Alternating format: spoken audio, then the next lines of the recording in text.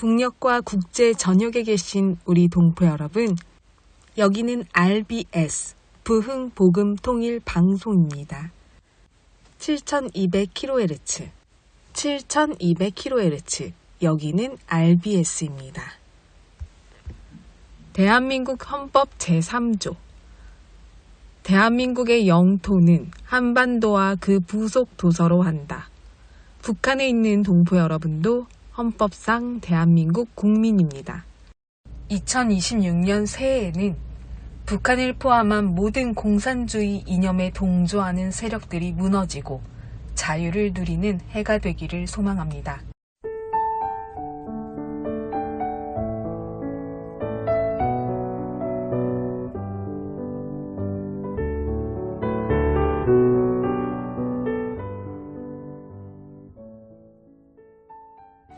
한국 영화의 길을 만들고 그 길 위에 한 시대를 새긴 이름, 임권택 감독이 있습니다.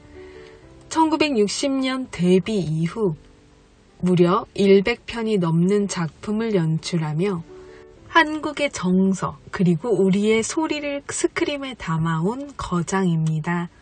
특히 서편제 영화를 통해 전통 판소리의 울림을 세계에 알렸고 취화선으로는 칸 영화제 감독상을 수상하며 한국 영화의 위상을 높였습니다.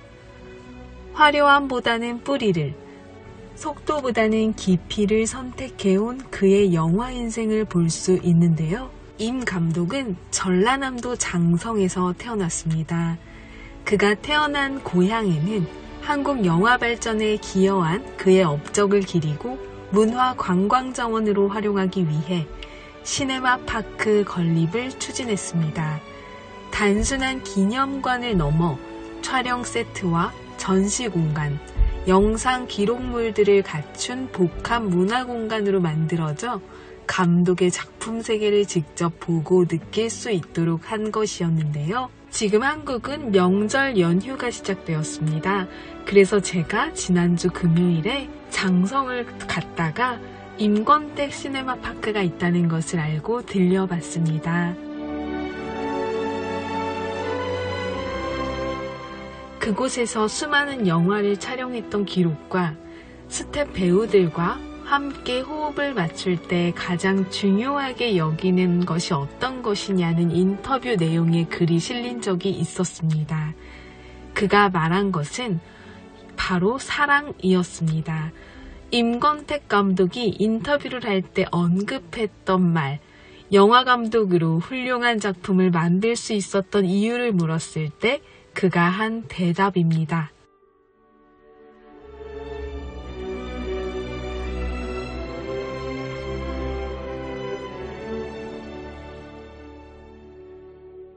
배우가 캐릭터에 몰입하는 분위기로 이끌기 위한 별다른 방식은 없어요. 우선 연기자나 스태프 앞에서 태만하게 보이지 않으려고 애를 씁니다. 나 스스로 모범을 보이려고 하죠. 예를 들어 현장에서는 남보다 일찍 일어납니다. 물론 주된 목적은 찍을 영화를 구체적으로 생각하는 시간을 가지기 위해서지만요. 그리고 모든 사람들의 창의성을 존중할 때 비로소 그들이 영화 작업에 즐겁게 참여할 수 있다는 사실을 알고 있기 때문에 연기자, 스태프들을 늘 존중하는 마음을 가집니다. 그리고 특히 자기 제어가 필요해요. 기분이 상하더라도 현장에서는 감정을 누르고 그들이 최대한 창의성을 발휘하도록 애써야 합니다.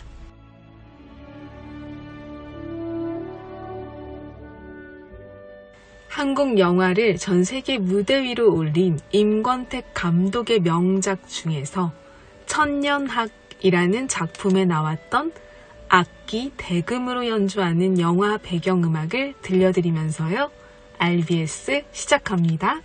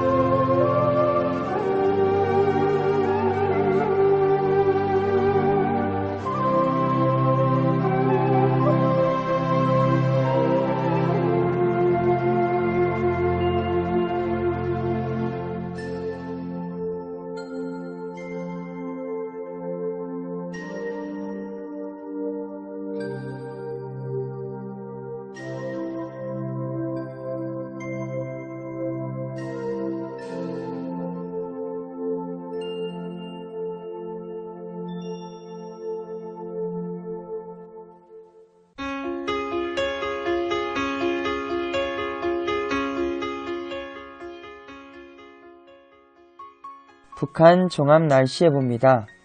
내일 전 지역 대체로 맑겠으나 평북과 함경도 밤에 구름 많겠습니다. 모레는 전 지역 대체로 맑겠으나 평북과 함경도 아침까지 가끔 구름 많겠습니다. 지역별 날씨 예보입니다. 평안남도 평양 내일과 모레 날씨 맑겠습니다. 최저기온 영하 6도에서 최고기온 6도까지 오르겠습니다. 평안북도 신의주 내일과 모레 날씨 맑겠습니다. 최저기온 영하 6도에서 최고기온 5도까지 오르겠습니다. 자성 내일 날씨 맑다가 구름 많아지겠습니다. 모레는 구름 많다가 날씨 맑아지겠습니다. 최저기온 영하 16도에서 최고기온 2도까지 오르겠습니다. 황해도 해주 내일과 모레 날씨 맑겠습니다. 최저기온 영하 4도에서 최고기온 6도까지 오르겠습니다. 개성 내일과 모레 날씨 맑겠습니다. 최저기온 영하 5도에서 최고기온 6도까지 오르겠습니다. 함경남도 함흥 내일과 모레 날씨 맑겠습니다. 최저기온 영하 5도에서 최고기온 11도까지 오르겠습니다. 해산 내일 날씨 맑다가 구름 많아지겠습니다. 모레는 날씨 흐리다가 맑아지겠습니다. 최저기온 영하 18도에서 최고기온 0도까지 오르겠습니다. 함경북도 청진 내일 날씨 맑겠습니다. 모레는 날씨 맑다가 구름 많아지겠습니다. 최저기온 영하 4도에서 최고기온 5도까지 오르겠습니다. 무산 내일 날씨 맑다가 구름 많아지겠습니다. 모레는 구름 많다가 날씨 맑아지겠습니다. 최저기온 영하 20도에서 최고기온 영하 4도까지 오르겠습니다. 바다 날씨 예보입니다. 동해 북부 앞바다와 먼바다 내일과 모레 날씨 맑겠습니다. 파고는 앞바다 0.5에서 1.5m, 먼바다 1.5에서 3.5m 되겠습니다. 서해 북부 앞바다와 먼바다 내일과 모레 날씨 맑겠습니다. 파고는 앞바다와 먼바다 0.5에서 1.5m 되겠습니다. 오늘의 말씀 너희는 내게 부르짖으며 내게 와서 기도하면 너희는 내게 부르짖으며 내게 와서 기도하면 내가 너희들의 기도를 들을 것이요 내가 너희들의 기도를 들을 것이요 너희는 내게 부르짖으며 내게 와서 기도하면 내가 너희들의 기도를 들을 것이요. 예레미야 29장 12절 말씀. 아멘. 이상 날씨였습니다.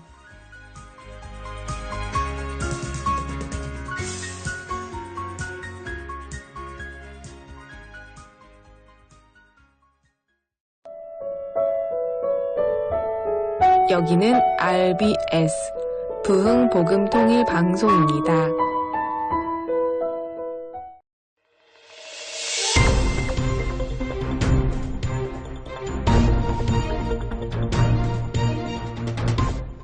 전 세계 소식을 전해드립니다. 우크라이나 전쟁 중 붙잡힌 북한군 포로 2명이 한국 귀순 의사를 밝히면서 국내 탈북민 단체와 기독교 선교단체들이 이들의 보호와 송환을 위한 지원 활동에 나섰습니다. 지난해 12월 PD수첩 보도를 통해 공개된 인터뷰에서 두 병사는 한국행 의지를 분명히 밝혔으며 현재 우크라이나에 수감된 상태입니다. 탈북민 단체인 결해열 통일연대는 국제기구와 우크라이나 정부의 협조를 요청하고 난민 지위 인정과 국제 변호사 선임을 추진하고 있습니다. 이 과정에서 강제 송환에 대한 공포로 우울증과 자살 시도 정황도 있었던 것으로 전해졌습니다. 또한 통일한국과 에스더 기도운동본부는 변호사 선임과 행정비용 마련을 위해 2,600만 원의 모금운동에 돌입했습니다. 이들 단체는 두 병사가 강제 북송 없이 보호받고 한국에 정착할 때까지 지원을 이어가겠다고 밝혔습니다.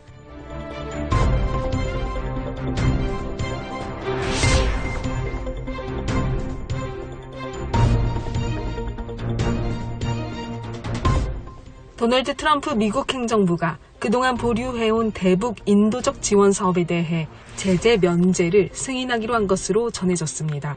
정부 소식통에 따르면 미국은 UN 안전보장이사회 산하, 대북제재위원회 이른바 1718 위원회에서 인도적 지원과 관련한 제재 면제 조치에 나설 방침입니다.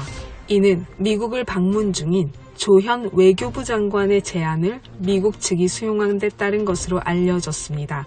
그동안 미국은 지원 물자의 전용 가능성을 우려해 면제 승인에 소극적이었지만 오는 4월 트럼프 대통령의 방중을 앞두고 미북 관계의 개선에 단초를 마련하려는 조치라는 분석이 나옵니다. 다만 북한이 인도적 지원에 호응할진 불투명해 실제 지원이 이루어질지는 지켜봐야 할 것으로 보입니다.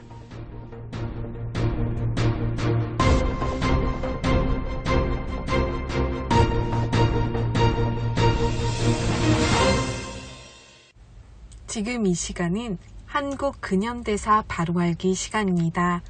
역사를 바로할 때 건강한 통일한국을 준비할 수 있습니다. 오늘은 지난주에 이어 11강 자유를 위해 부름받은 사람 이승만 편을 전해드립니다. 자, 이제부터 우리 민족의 자유를 위해 부름받은 사람 이승만, 그리고 이승만을 사용하셔서 자랑스러운 대한민국을 건국하신 하나님의 웅장한 섭리의 역사를 소개합니다. 이승만 박사는 우리나라 건국 대통령입니다. 하지만 이상하게도 대한민국은 이승만 대통령에 대해 잘 알지 못하고 오히려 심각한 오해를 하고 있습니다. 남북 분단의 원흉, 부정부패자, 독재자, 친일파, 미국의 앞잡이, 6.25 전쟁이 일어나자 국민을 버리고 도망친 사람, 학살자, 부정선거로 대통령이 된 사람 등 너무나 황당한 오해를 하고 있습니다. 그 오해대로라면 이승만은 지독한 악당입니다. 그러나 이승만 대통령에 대한 이런 황당한 말들은 결코 사실이 아닙니다. 치밀하게 계획된 역사 왜곡으로 만들어낸 가짜 뉴스일 뿐이죠. 왜 역사를 왜곡하면서까지 이승만 대통령을 악인으로 만든 걸까요? 그 이유는 대한민국의 정체성을 부정하기 위해서입니다. 즉, 대한민국 자유민주주의 체제를 허물고 공산주의 나라를 세우려는 것이죠. 그래서 공산주의 나라를 꿈꾸던 사람들은 오랫동안 그 목적을 이루기 위해 역사를 왜곡하면서 공을 들였고 그 결과 지금의 대한민국은 그들의 뜻대로 흘러가고 있는 중입니다. 그래서 우리들은 당연히 알아야 할 건국 대통령을 모릅니다. 또 건국 대통령을 오해하고 비난만 합니다. 더구나 건국 대통령이 공들여 이룩한 대한민국의 자유민주주의 체제를 부정하는 지경까지 이르렀습니다. 이승만 대통령에 대한 오해 때문에 이승만 대통령이 눈물로 이루어낸 모든 것을 부정하는 지경까지 이른 것이죠. 이제라도 우리는 이승만 대통령의 흔적을 따라가면서 그가 무엇을 어떻게, 왜 그렇게 했는지 진실과 대면해야 합니다. 그것이 무너진 대한민국의 정체성을 회복하는 시작이기 때문입니다. 오늘은 먼저 대한민국 건국의 지도자 이승만 박사의 성장 배경과 배제학당을 통해 자유민주주의라는 혁명적 사상을 깨닫고 조선을 구해야겠다는 강한 열정이 불타오르던 청년 이승만을 만나보겠습니다. 이승만은 양녕대군의 16대 손인 왕족입니다. 양녕대군이 세종대왕의 큰 형님인 건 알고 계시죠? 그는 1875년 3월 26일 황해도 평산에서 태어났습니다. 황해도 평산에서 태어났다는 것은 왕족이기는 하지만 아무 힘도 없는 집안이었다는 것을 알려주는 단서입니다. 그 당시 조선 서북 지역에 살던 사람들은 양반이라 해도 권력이 없고 삶의 형편도 좋지 않았습니다. 다른 지역 사람들로부터 무시당하는 신세였죠. 한마디로 인싸가 아니라 아싸였습니다.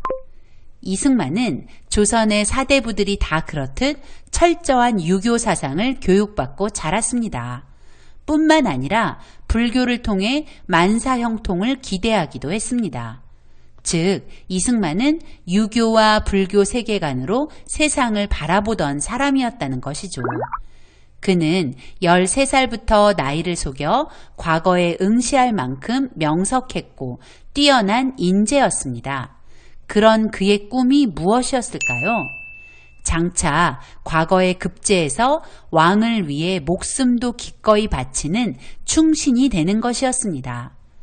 단종을 위해 목숨을 바친 사육신, 성산문 같은 충신이 되는 것이 이승만의 꿈이었죠. 충신이 되려면 출사를 해야 하고 출사를 하려면 반드시 과거에 합격해야 합니다. 워낙 뛰어난 사람이었으니 장원급제는 당연했죠. 그러나 19살이 될 때까지 계속해서 과거에 도전했지만 번번이 실패를 맛보아야 했습니다. 이유는 이미 합격자가 정해져 있었기 때문이죠. 당시 조선 조정은 썩을 대로 썩어 있어서 돈으로 당락이 결정되었죠. 그리고 이런 일을 주도한 사람이 다름 아닌 조선의 왕, 고종과 왕비 민비였다고 합니다. 사치로 바닥낸 내탕고를 채우기 위해 고종은 아주 열심히 관직을 팔고 과거 합격증을 판 것입니다. 그 여파로 이승만은 번번이 낙방이라는 쓴 잔을 마셔야 했던 것이죠. 설상가상으로 이승만에게 더 불행한 소식이 들려왔습니다. 바로 과거제도 폐지. 이승만이 19이 되던 1894년 갑오개혁이 시행되었고 과거제도가 완전히 폐지되면서 이승만의 꿈도 산산조각나 버렸죠. 과거제도 폐지는 사실 이승만을 위한 하나님의 서프라이즈 선물이었다는 걸 그땐 몰랐죠.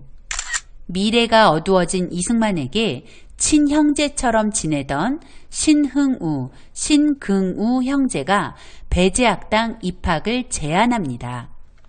신긍우의 손에 이끌려 배제학당에 발을 들인 그날, 이승만은 배제학당 입학을 결심하게 됩니다.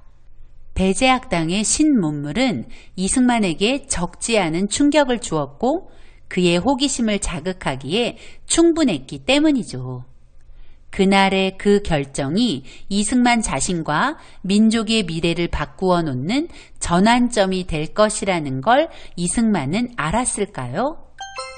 1895년 4월 2일 이승만은 그의 나이 20살에 분명한 목적을 가지고 배제학당에 입학했습니다.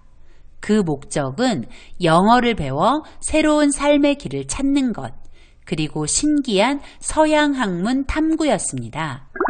그는 배제학당에서 아펜젤러 선교사의 설교를 듣게 되었습니다. 유교적 세계관에서 자란 이승만에게 아펜젤러 선교사의 설교는 괴상망측하게 들렸습니다. 설교의 핵심은 예수님의 죽음으로 우리가 구원받는다는 것이었죠.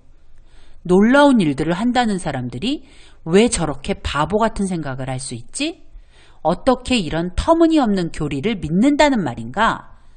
위대한 부처님을 알고 공자의 지혜를 아는 유식한 학자는 저런 교리를 믿을 수 없다. 유교를 신봉하는 자신이 현명하고 똑똑하다는 확신에 차 있었습니다. 아들이 배제학당에서 공부한다는 사실을 알게 된 이승만의 어머니는 서양 귀신 믿는 그런 학당에 들어가면 어떻게 하냐며 이승만을 걱정했다고 합니다. 그때도 이승만은 자신만만하게 저는 그들이 하는 말을 믿기에는 너무 총명해요 라고 답하며 절대 예수를 믿는 일은 없을 것이라고 어머니를 안심시켰습니다. 그러나 이승만은 결국 그 이상하다던 예수님만이 자신과 나라를 구원할 유일한 분임을 고백하게 되죠. 이승만은 아펜젤러 선교사의 설교를 잘 들으려 하지 않았습니다.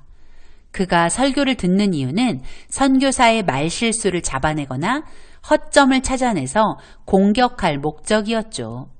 물론 나는 주의 깊게 들으려고 하지도 않았지만 들은 게 있다면 비판하기 위해서거나 반박하기 위해서였다라고 자신의 비망록에 고백하고 있습니다. 이승만은 배제학당에서 무엇을 배웠을까요? 그는 영어를 배울 목적으로 배제학당에 입학했다고 했었죠. 이승만의 영어 습득은 놀라울 정도로 빨랐습니다. 영어의 기초를 배우고 난 후 파이팅 선교사에게 한글을 가르치며 그의 영어 실력이 더 급속히 성장하게 되었다고 하네요. 얼마나 영어 실력이 급속히 향상되었던지 배제학당에 입학하고 6개월 만에 배제학당 신입생들의 영어 교사가 되었다고 하니 정말 놀라운 실력이죠. 그리고 졸업할 때는 졸업생 대표로 유창한 영어 연설을 해서 사람들을 놀라게 했다고 합니다. 그의 탁월한 언어 실력은 후일 한성 감옥에서 영어 원서를 읽으며 세계 정세를 파악하고 통찰력을 키워가는 중요한 도구가 되었죠. 이승만은 배제학당에서 영어보다 더 중요한 가치를 발견하게 됩니다. 바로 자유와 평등 그리고 민주주의입니다. 그는 민주주의가 조선을 살릴 가치라고 확신하게 되었죠. 배제학당의 선교사들은 모두 미국 선교사들이었습니다. 이승만은 그중 벙커, 올링거, 헐버트 선교사 등과 많은 시간을 보냈다고 합니다. 선교사들이 들려주는 미국의 민주주의는 이승만의 마음을 사로잡기에 충분했습니다. 특히 종이에 기표하여 나라의 대표를 선출하는 선거는 이승만의 마음에 큰 충격과 함께 조선을 바꾸고 싶다는 꿈을 꾸게 했죠.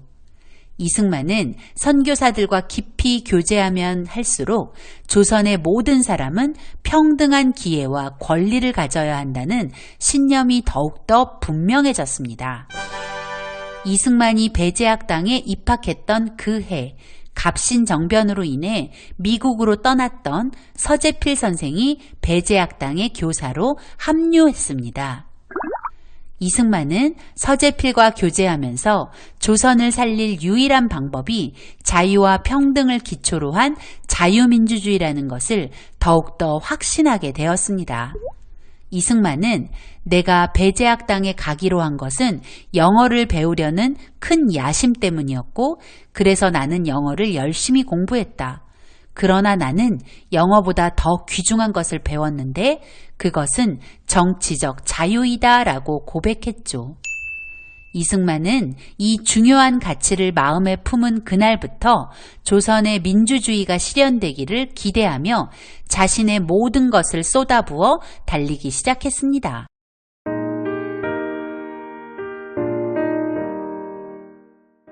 북녘동포 여러분, 주님 안에서 정말 많이 사랑합니다.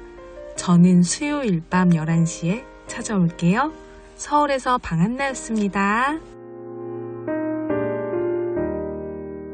내 주의 보혈을 정하고 정하다 내 죄를 정케하신 주 나로 하신 나